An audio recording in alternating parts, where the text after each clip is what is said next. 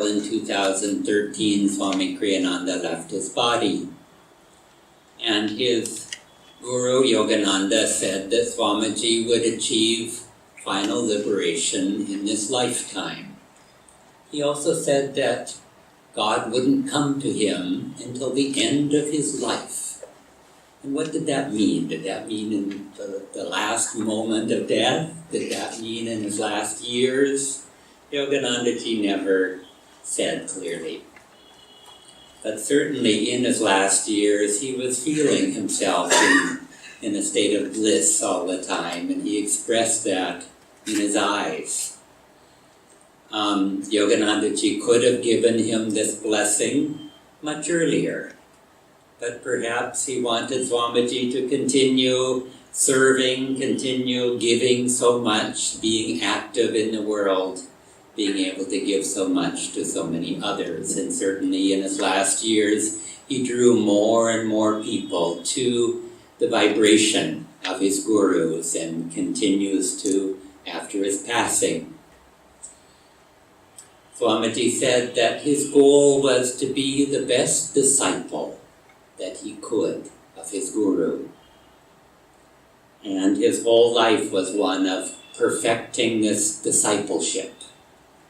He didn't say he wanted to be a good teacher or a good guru, but the best disciple that he could.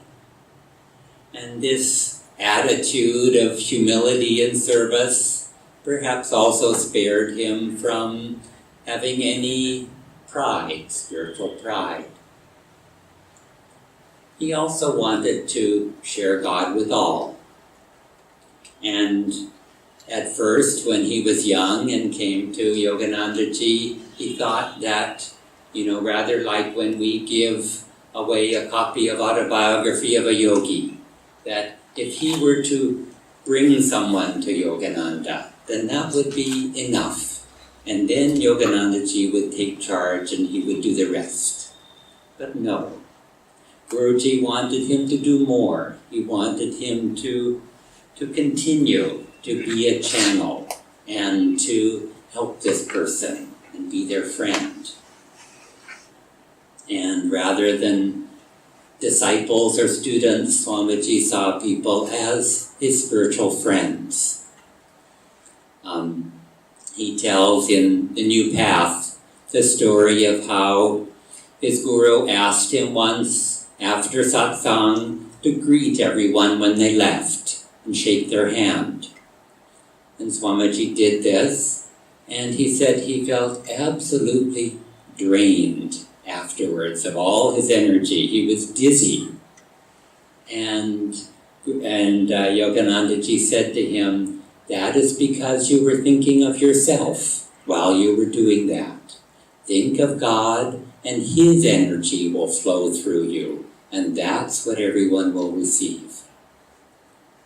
And when he did that, he felt much more energy afterwards, more uplifted than before he had started. In 1969, Swamiji bought a large parcel of land in California that became the Ananda Village. And that same summer, the first families came to live there. And the following year, I discovered Swamiji, or I should say, he discovered me. He wrote about over 150 books in his lifetime, and perhaps the second of those books that he published was a small volume on the yoga asanas. Somehow that book copies of it found its way to a yoga class that I was attending in Vancouver, Canada. And I bought that book, and he became my teacher through that book. And a year later, I went to California, I met Swamiji, and I started thinking about moving to Ananda Village myself and started preparing for it. Thankfully, by that time, the Art and Science of Raja Yoga had been published, and so I avidly started studying it. I had never read Autobiography of a Yogi, At that time, everything I knew about Yogananda, and I started to get very close to Yoganandaji, everything I knew was through Swamiji. Because Swamiji talked about his guru all the time, he quoted him, he sang his songs, and that was how I built that relationship.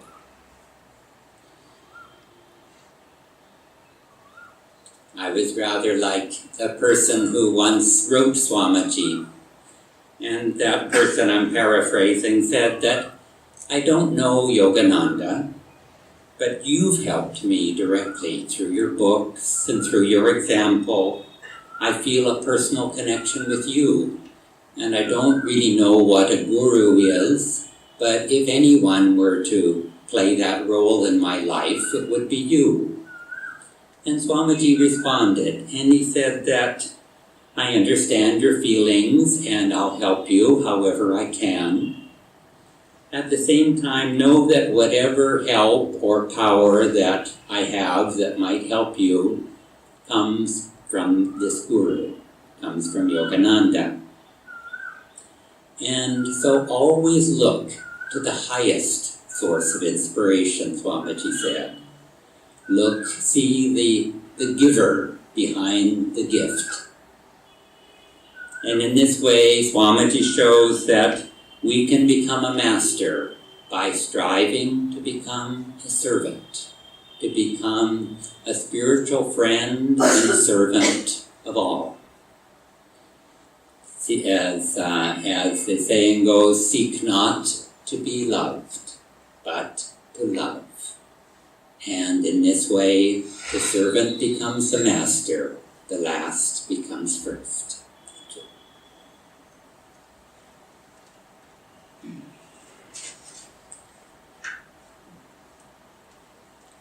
Swamiji has said a few times in his life, that he had two desires in his life. One was to find God, and one was to share Him with all. And when he read Autobiography of a Yogi, when he was 22 years old, as you most of you know the story, he took the next bus out from New York to California, and 4 days later was kneeling at Yogananda's feet saying, I want to be your disciple. And Yogananda accepted him as his disciple, even though he wasn't accepting hardly anybody anymore. It was the last years of Yogananda's life.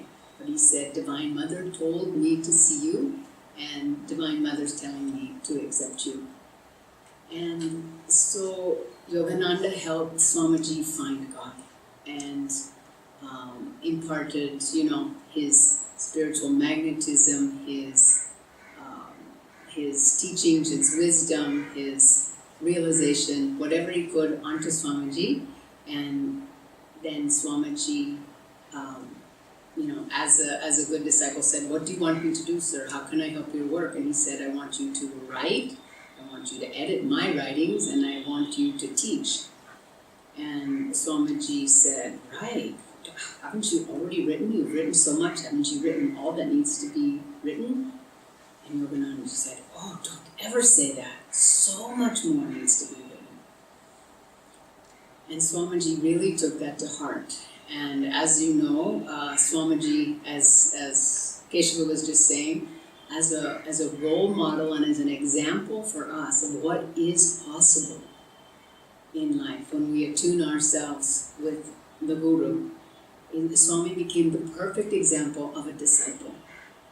The perfect example also of a humble teacher, of a leader, of communities around the world, of a movement, of a worldwide movement. He became a perfect example of how unlimited energy and inspiration can run through one person.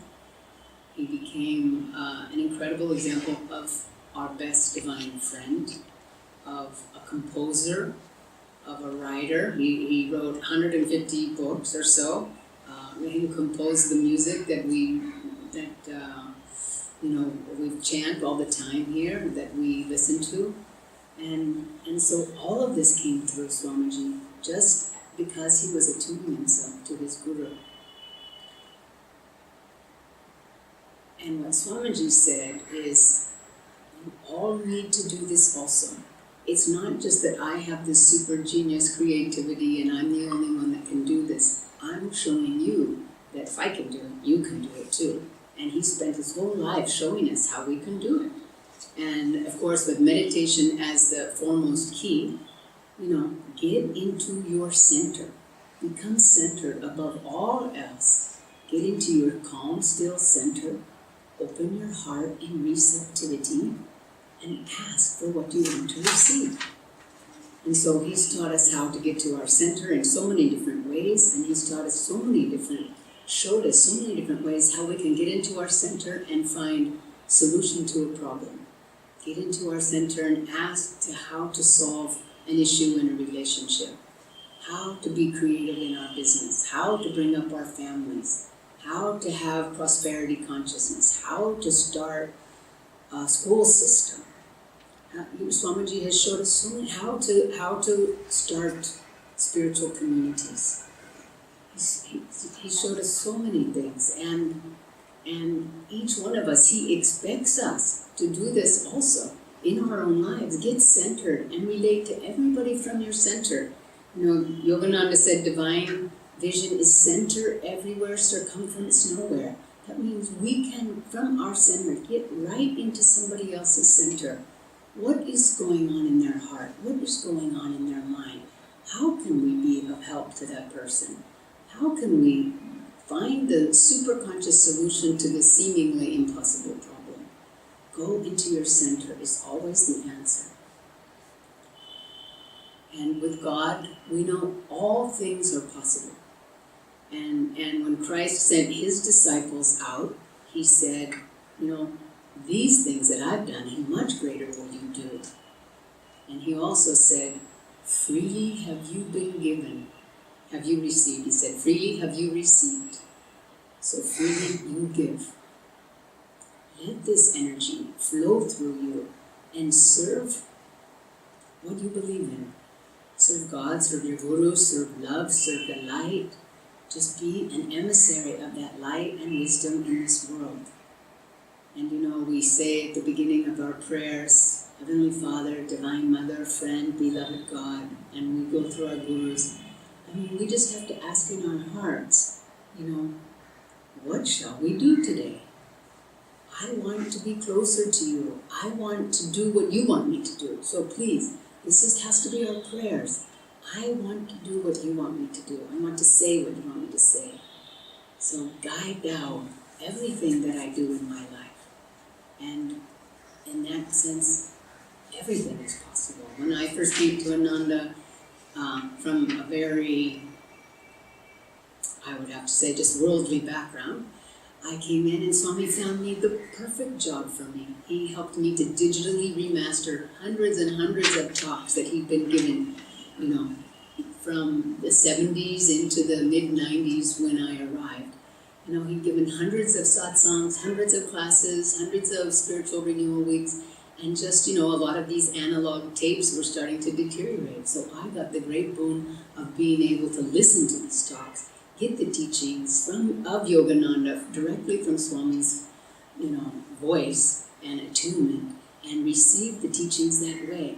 And I think had I not been sort of attuned to Guruji that way, I'm not sure I would have actually stuck onto the path. And those talks are available here. We have them in the boutique. We have them on pen drives. They are invaluable because even just by listening to Swamiji's voice, our vibration changes. It's like we're in the presence of Master.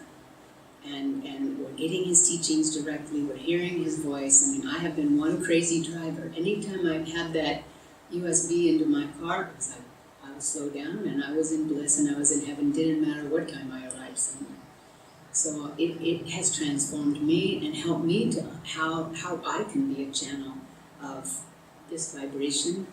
And little by little I started serving in that way. And then I served a little more and served a little more, and suddenly I had an entirely new life, all new friends, all new consciousness, everything. And it just comes from saying to Divine Mother, to God, to Guru, and say, how shall we spend our day today? God bless you.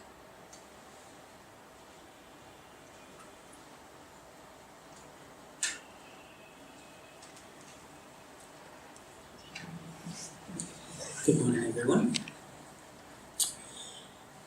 I often give this example, maybe I've never given it in Delhi, I don't know, but if you ever think of an idol that you have, someone that you really look up to, somebody, Sachin Tendulkar or Shah Rukh Khan or whoever our idols are, and you actually get to go and spend some time with them, you'll realize that they're pretty normal people and that their lives are just as chaotic and troublesome, and they have all the same issues that we have, and all the kind of star power that they may have means absolutely nothing inside, because they're just regular people like us. And that's the difference between living with a saint, because when you get to live with a saint, you'll see that his life is just a perfect reflection of his teachings. And that's really the difference between a teacher and a saint. A teacher can maybe explain things to us and tell us just exactly how everything should be done, and be able to give us just the right formula and the right theories and the right science behind all this. But that means absolutely nothing, because for a saint, his life is his teaching. He may have the ability to speak beautifully and eloquently, like Swamiji did have, but in the end, it's his life. Just watching him, being with him, and seeing that everything he says, he does. And that's really, and some of you know that thanks to Narayani, thanks to being married to Narayani, I had the opportunity to live with Swami Kriyananda for the last 7 months of his life, just as he passed away. And I was thinking about what part of his life, what part of just, him living his daily life, just normal, regular, it's not like a saint's living some sort of a irregular life from us. What was it that I could relate to the most? And recently we've been talking to some friends of ours about being busy and versus being relaxed. And so somehow that was in my mind. And so I just thought I'll look at Swami's life. And one thing, I knew him when he was 86 years old. That was the last time that's when he passed. And I must say he was the most busy and active person I've ever met in my life. Just absolutely busy. Every day he woke up at his 6 or 5:30 every morning, did his energization, did his meditation, had his breakfast at a certain time, and throughout the day there was never a moment during the day where you wouldn't know what Swami was doing, or that Swami was just sitting around and not doing anything. So because we were talking to these friends and we were talking about balance, about how important it is to have that balance and to slow down a little bit. But when I look at Swami's life, he never slowed down necessarily in the sense of like, oh, now I'm not going to do anything. But he very well had that balance, and it's something that's very important for us now, because somehow we think that the spiritual path tends to be where you get a little less, you get inefficient, or you get a little bit more relaxed in that sense, in the outward sense. And the material life is the life where you have to keep going. But Swami was going all the time. But never would you ever see it in him. If you looked at him, you would never tell that he was a busy man. He had a team of 5-6 of us always around him, and we had to really work hard to even catch up to him, because he was writing a book all the time, he was editing something else, he was always sending out emails, and this colony, this community needed this help, and this person needed that help. And he was, towards the last years of his life, he was writing a lot of screenplays. Some of the Finding Happiness, the movie that you've already seen, The Answer, that's now coming out. He wrote a movie on Yogananda's life, which someday we hope we can make. So he was just going on and on, he was just so active, but he never let that activity get to him. He always had his breakfast on time. He always had tea twice a day. Never would he like, oh, I'm so caught up in this work, so I'm not going to think about anything else, I'm not going to do. No, he just understood how important balance is. The moment it's lunchtime, Swami's done. No, you won't be like, no, 1 more minute, I'm just so busy, I'm doing such important things. So, no, lunchtime, get up. Have that detachment from whatever you're doing, no matter how important it is, no matter it's your guru's work that you are really helping and you're going to spread it to thousands and millions of people. It's not important. This is important, that inner peace, that ability to just step back. Now it's lunchtime. And at lunchtime, it's not like when we have lunch and we are busy in a project, what do we talk about? The project. Oh yaar, tune kar diya, business, oh yaar, tune sign marwa diya, boss se kar diya. It's just like, it doesn't matter to us. Wherever, once we are in something, that's where our reality is. We're just in it. When Swami was at lunch, he was at lunch. He'd talk about everything else. He'd talk about his time with his master. He would talk about just some wonderful things about that he perhaps read somewhere or somebody told him, just himself. Then lunch is over.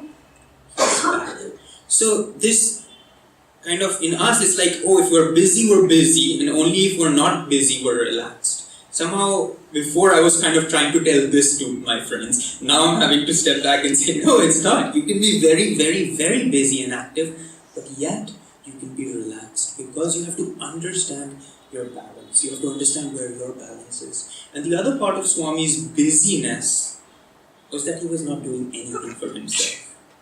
Nothing that I saw him do was his own. This is for me. When we went, if he ever said, I want to go out and have a good meal, it wasn't because he wanted to have a meal. It was because it gave him an opportunity to invite other people to that meal and he could spend time and give energy to other people. If he wanted to do anything, he'd say, okay, let's go and take a little vacation. Again, he'd take like 7 people with him to that vacation because it was never about the vacation.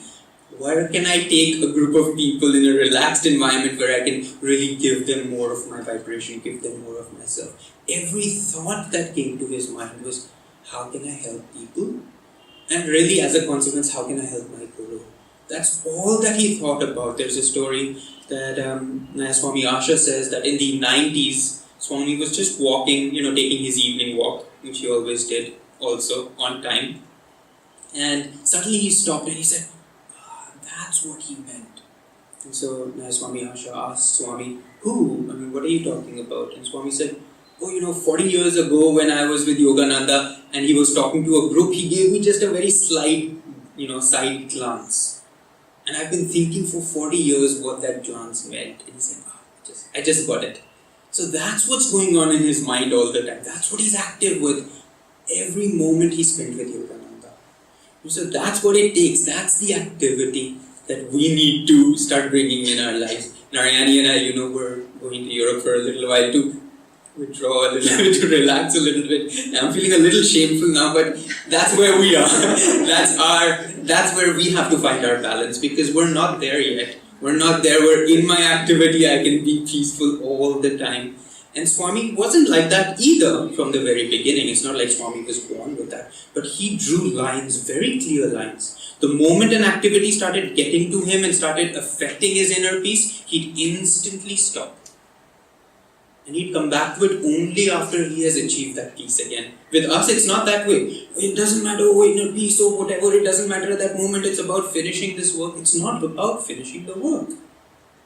And it wasn't that Swami wasn't efficient. Swami wrote books in 3 weeks.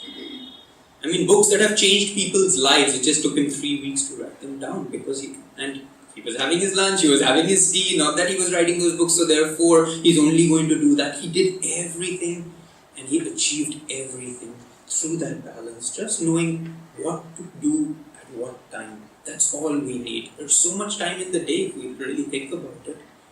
So if I were to give you one thing, if we are to honor Swami Kriyananda's life in one way, this is an easy way. If I were to come and tell you, Swami Kriyananda meditated 16 hours a day, so let's all now try to do that. That can be a little hard for us. But if I can just say, Swami just, he found balance in what he did. And let's us also try in our own way, whatever we are doing, the moment we start getting a little caught up in it, just say, is there a way I can just move one step back, get my inner peace again, and then again tackle that. So if we can try and do that, I'm sure we'd really be honoring Swami's life.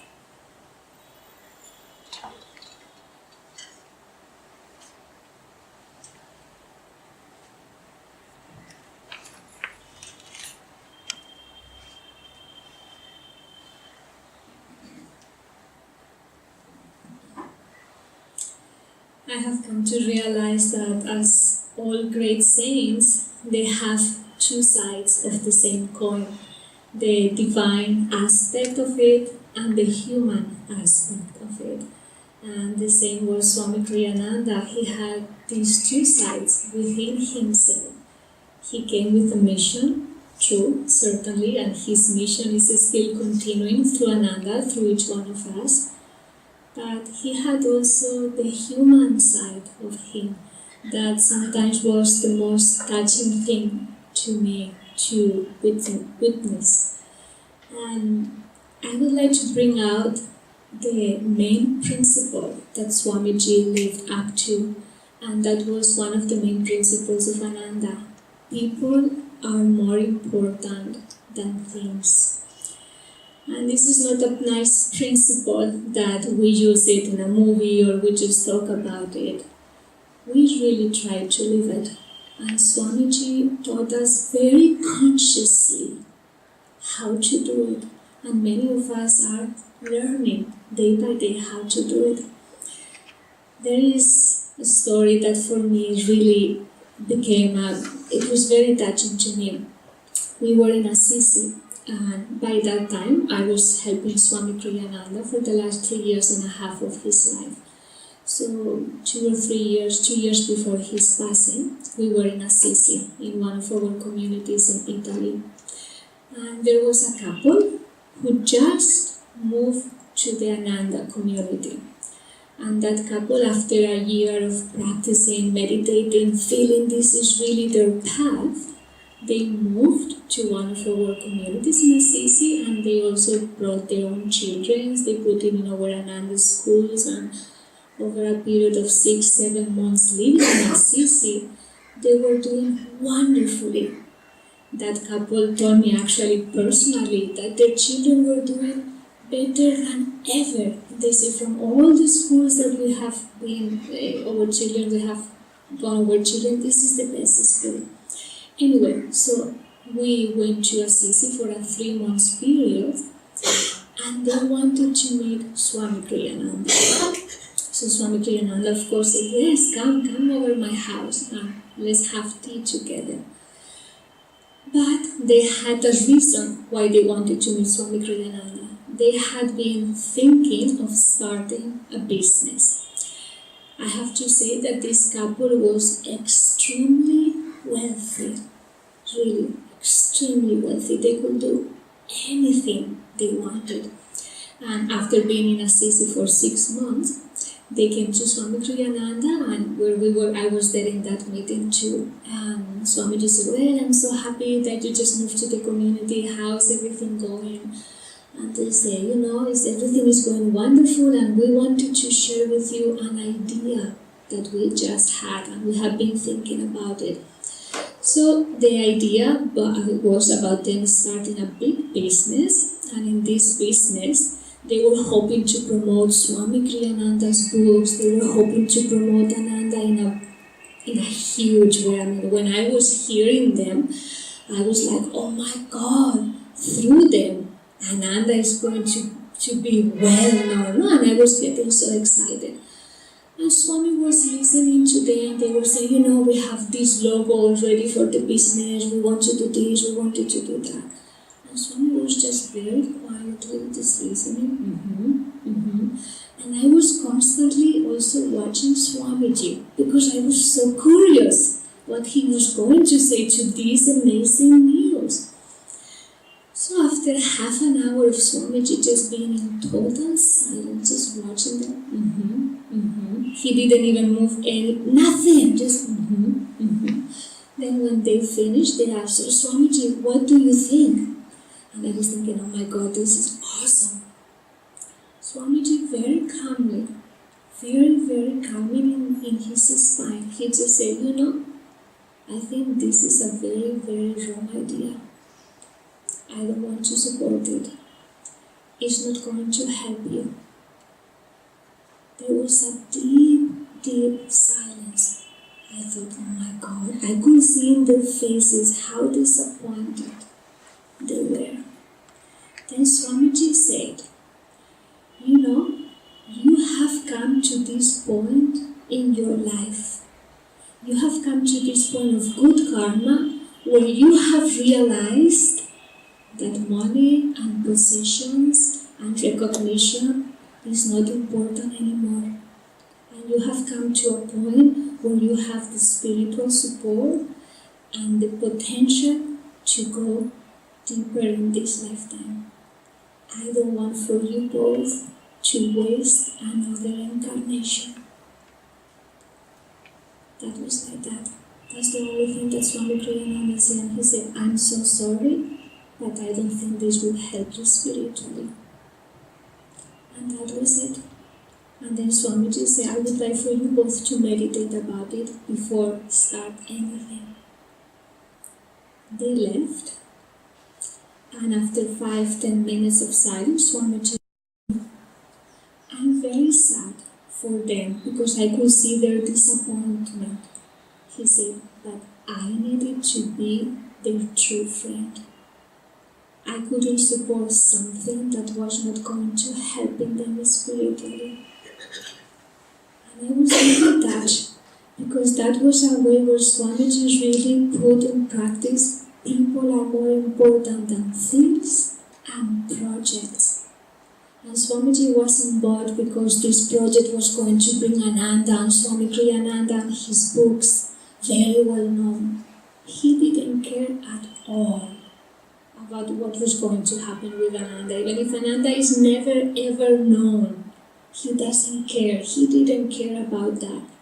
He cared about the spiritual process of that couple. And that was it.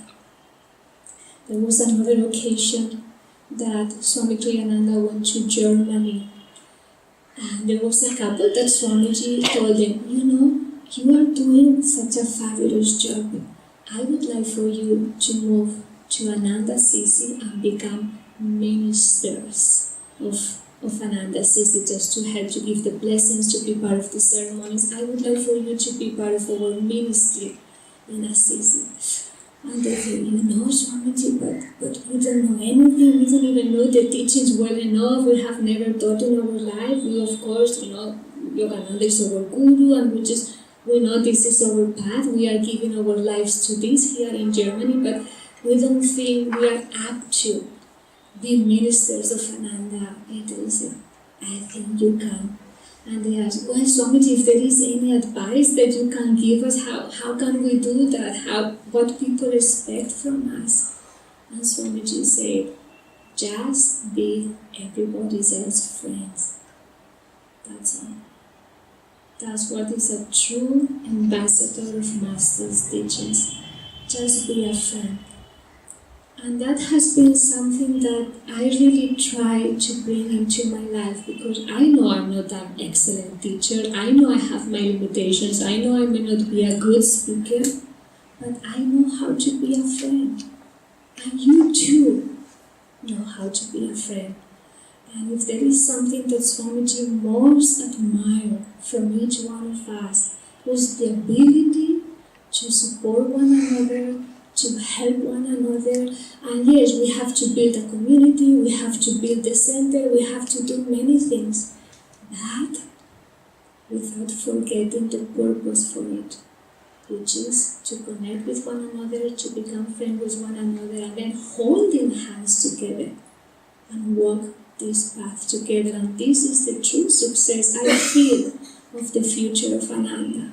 More than anything else, is the friendships that we will develop, and we will carry on with those friendships.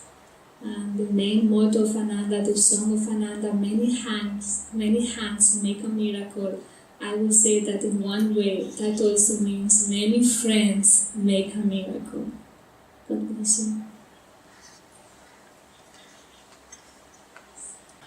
Many hands make a miracle. Let's all join hands together. Life on earth is so wonderful when people laugh and dance and struggle as friends, and all their dreams achieve their ends. Many hands make a miracle. People climbing together.